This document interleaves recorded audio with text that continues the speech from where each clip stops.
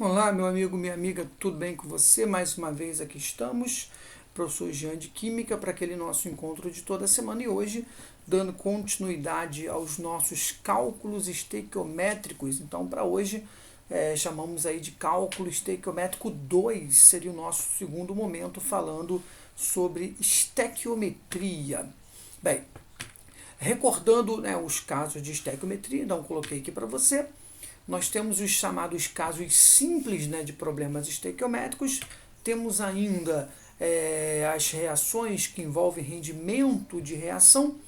Temos também pureza dos reagentes, reagente limitante e excesso, e as chamadas reações consecutivas ou reações sucessivas. Para esse encontro de hoje, vamos falar basicamente sobre os casos em que a gente encontra a pureza do reagente sendo diferente de 100%. Né? Então, é quando você faz uso de uma substância química contendo uma certa quantidade de impurezas. E aí vamos lá ver durante os nossos cálculos como devemos proceder para resolver questões envolvendo pureza de reagente. Bem, antes de mais nada, coloquei um texto para você se familiarizar com essa situação. Então, é lembrar que quando você tem parte de um reagente contendo traços de impurezas ou uma quantidade significante de impurezas, a primeira coisa a ser feita é eliminar essa quantidade de impurezas. Tá? Então, antes de você dar partida no teu exercício, você precisa perceber o quanto você tem daquela substância pura. Para isso, então, a gente elimina, né, aquela quantidade de massa, volume, moléculas, não importa do que seja, que corresponde à quantidade de impurezas, tá certo? Bem, para tentar então entender melhor como é que funciona essa situação, estou propondo aqui um primeiro exercício que diz exatamente o seguinte: calcule o volume de dióxido de carbono CO2 nas condições normais de temperatura e pressão, as nossas famosas CNTP, produzido na combustão de 230 gramas de etanol C2H6O, segundo a reação. Pela leitura do enunciado, você percebeu que esse não tem nenhuma situação que envolve pureza de reagente. Então é exatamente isso. Estamos partindo aqui com o primeiro exercício.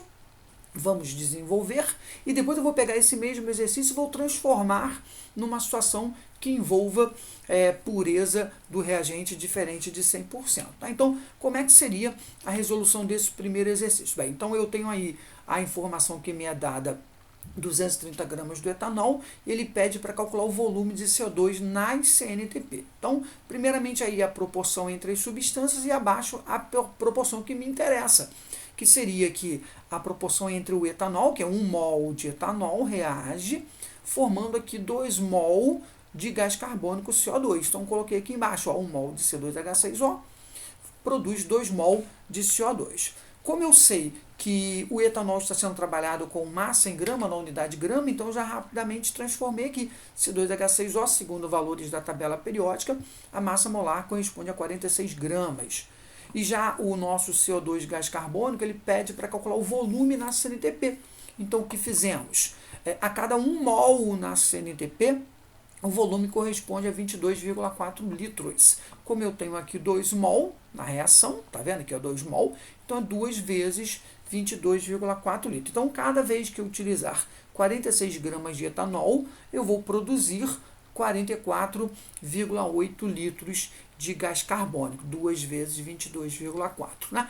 Aquele momento em que eu fizer o uso de 230 gramas de etanol, tá vendo aí? Qual volume de CO2 será produzido? X. Então, calculamos o X e encontramos 224 litros de CO2, tá certo? Pois bem, então esse primeiro exercício é um exercício que não tem envolvimento ainda da pureza. É um exercício que a gente chama de caso simples. Esse mesmo exercício eu vou transformar numa situação envolvendo pureza de reagente. Então, vamos retomar o exercício. Ó, calcule o volume de dióxido de carbono CO2 nas condições normais de temperatura e pressão, produzida na combustão de 230 gramas de uma amostra contendo 90% de etanol, C2H6O, segundo a reação. Então, aqui eu já tenho o envolvimento da pureza do reagente, ou seja, dentro do 230 gramas de etanol, eu tenho etanol e uma certa quantidade de impurezas. No caso, aí significa ter 90% de etanol e 10% correspondendo aí a massa de impurezas. Então, eu primeiro, antes de dar partido no exercício, eu preciso então eliminar essa quantidade referente às impurezas, correto? Então, primeiro lá, a proporção. Então, antes de desenvolver o exercício ali fazendo o uso da proporção em mol, eu venho aqui, ó, na lateral esquerda e vou já resolver essa questão da pureza. O que eu sei? Eu sei que a massa total da amostra é de 230 gramas. Eu sei que 230 gramas corresponde a 100%, ou seja, é o etanol mais as impurezas, correto? Como eu quero apenas a massa correspondente ao etanol, o etanol é somente 90% daquela quantidade. Então, de etanol, eu tenho ali exatamente 207 gramas de C2H6O puro, o nosso etanol puro.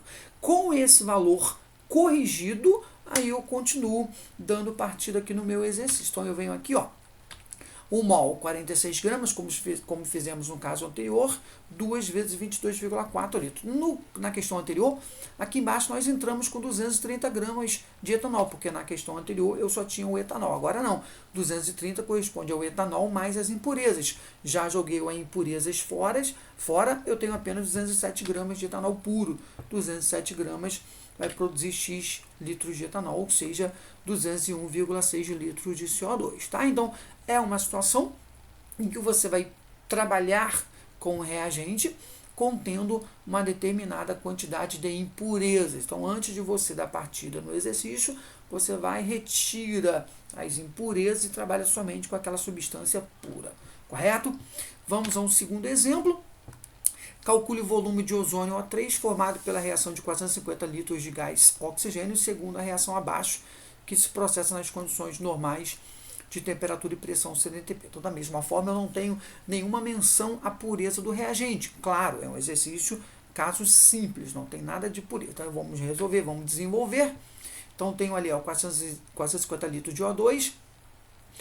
O volume de O3 ele pede para ser calculado, a proporção entre a substância de 3 mol para 2 mol, correto? Então, venho aqui embaixo, ó, 3 mol de O2 para 2 mol de O3, gás oxigênio e gás ozônio.